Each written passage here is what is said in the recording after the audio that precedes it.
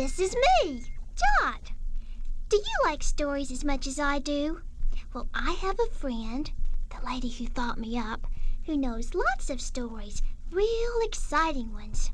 I thought maybe you'd like to hear one. Mrs. Byers, would you tell us a Bible story? Why, I'd love to, Jot, if you will help. Is there a special one you'd like to tell? Oh, what about Daniel in the lion's den? Grrr! Or the 3 men in the fiery furnace? Those are great stories, Jot. And do you know why? Because they are so exciting. That's certainly true, but they also tell us something very important about God. Help me tell the story of Daniel, and you'll see what I mean. All right, you begin. You start first. All right. Daniel was a young man who loved God. When King Darius divided his kingdom into many states with governors ruling them, he placed 3 presidents over the governors, and Daniel was made chief of them. Daniel did his best for King Darius, and the king was so pleased that he decided to reward Daniel by placing him over his entire kingdom. When the other presidents and governors heard about this, they tried to find something bad to say about Daniel to the king. But they couldn't find anything, for Daniel was faithful and honest and made no mistakes. Finally, they said, "We'll never be able to complain about Daniel to the king except maybe his religion." So they came to the king and said, "King Darius, live forever." That's the way they talked to a king then. "King Darius, all the presidents and governors of your kingdom want a law passed that any person who prays to anyone but you for the next 30 days shall be thrown to the lions." Then they said, "O king, make this law and sign it so that even you cannot change it." So King Darius signed the law. Now, although Daniel knew about the law, he went home, opened the windows of his room toward Jerusalem, knelt and prayed and gave thanks to God 3 times a day, just as he had always done. And the other presidents and governors went over to his house and found Daniel praying. So they rushed back to the king and said, "Didn't you make a law that any person praying to anyone but you for 30 days must be thrown into the den of lions?" "Yes," said the king, "I certainly did. It is now a law and cannot be changed." Then they said, "That fellow Daniel isn't obeying you, O king, for he prays to his God 3 times a day." Then the king was very sad and mad with himself that he had passed the law. He didn't want to hurt Daniel. He tried every way he could to save him, but the presidents and the governors only reminded him that no law the king signed could ever be changed. At last the king gave up, and Daniel was thrown into the den of lions. But first the king said to him, "Daniel, your God that you serve so faithfully will save you." After Daniel was thrown in, a big stone was rolled across the opening into the lion's den so that no one could get Daniel out. The king went home to his palace and could not eat. He even sent away the musicians that played for him each night. That night he couldn't sleep. Early the next morning, he hurried out to the lion's den and called to Daniel, "Daniel, Daniel, was your God able to save you from the lions?" Then a voice answered. It was Daniel's voice. "O king," he said, "God sent his angel to shut the lions' mouths so that they haven't even scratched me." Oh, how happy the king was. He told his men to take Daniel out at once, for he had trusted in God, and not one of the lions had touched him. The king then ordered the wicked men to be thrown into the den of lions, and King Darius wrote a letter to all the people in his kingdom. "I make a decree that in every part of my kingdom men tremble and bow before the God of Daniel, for he is the living God. His kingdom is the one that shall never be destroyed, and his power shall never end. He is the God who can save from danger." He saved Daniel from the lions. Now, Jot, what did Daniel's story tell us about God? That he can save us from anything, even lions. If what? If we do what is right. Yes, and trust him. Mrs. Byers, what is trust? Well, Jot, when we trust someone, we believe him. We know that he will never let us down, and we're not afraid. That's what Daniel did. He trusted God, and he knew God would protect him, so he was not afraid. So, what did we learn about God? That if we trust him, we won't be afraid.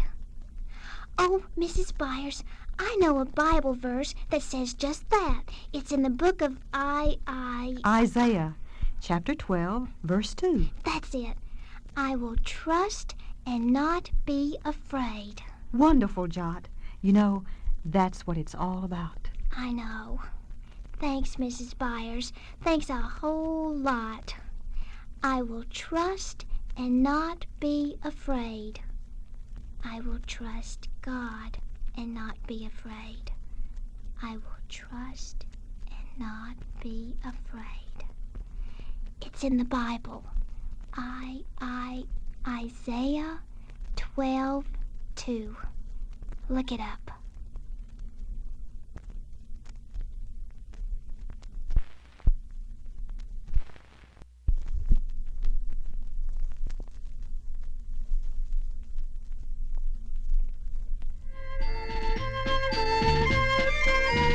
Oh, being a dot is so much fun. I can move and speak like anyone. I can run all around. I can Hello, bounce Jot. up and down. Hi, Mrs. Byers. You know, I've been thinking about you. You have? Yes? Do you remember why you were created, Jot? Sure. To help boys and girls learn how to be happy. Yes? By always doing what's right and good. Yes? And you learn that from the Bible. Right. Well, I've been working on another story for you, and I need help in finishing it. What's it about? It's about a little boy who found a dollar bill, and he was so excited about it. He decided to spend it on a toy he wanted very badly. Then he heard about the little girl who had lost the dollar bill. And the little boy had to decide what to do. That's easy.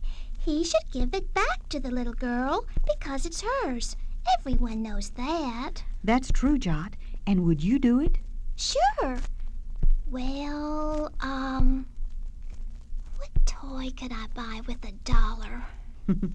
It's not an easy decision, is it, Jot? Are we sure that was really her dollar?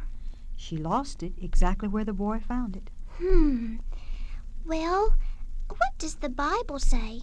That's where we find the answer, isn't it? Yes, and the Bible says in Proverbs 20, verse 11, even a child is known by his doings, whether what he does is pure and right. Well, giving it back would be the honest thing to do, and that would surely make the little girl happy, and God would be happy, and the boy would be happy because he had done the right thing. That's a very good ending for this story, Jot. Thank you. Well, if I was created to help kids find the answers to their problems in the Bible, I guess I better get busy, hadn't I? We certainly can't waste any time, can we? No, ma'am. Oh, being a dot is so much fun. I can move and speak like anyone. I can run all around. I can bounce up and down. I can stretch out of shape. I can think. I can fly. I can ache. But I have a special purpose for being alive. I can show you how I feel inside. Like when I'm happy and truthful and free. Or when I'm out of tune with what I ought to be. God created you for a special purpose too. Just like me, you have special things to do. So shoot for the moon or reach for a star, but be true to yourself wherever you are. It won't be easy, it's hard for me too. But there's a way to begin, and here's a clue. Thou shalt do that which is right and good in the sight of the Lord.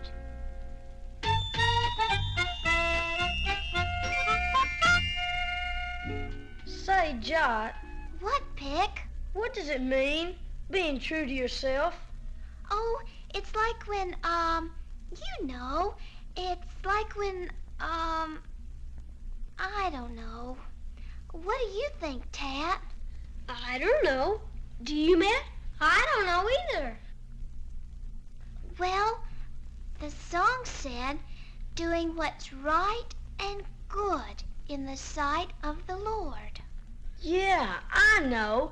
Like when we were all playing baseball and Jot broke Mr. Crabtree's window. And everybody ran. Yeah, but I did tell Mr. Crabtree I did it, and I paid for it too, out of my own money. And it's like the time I took Tat's new toy.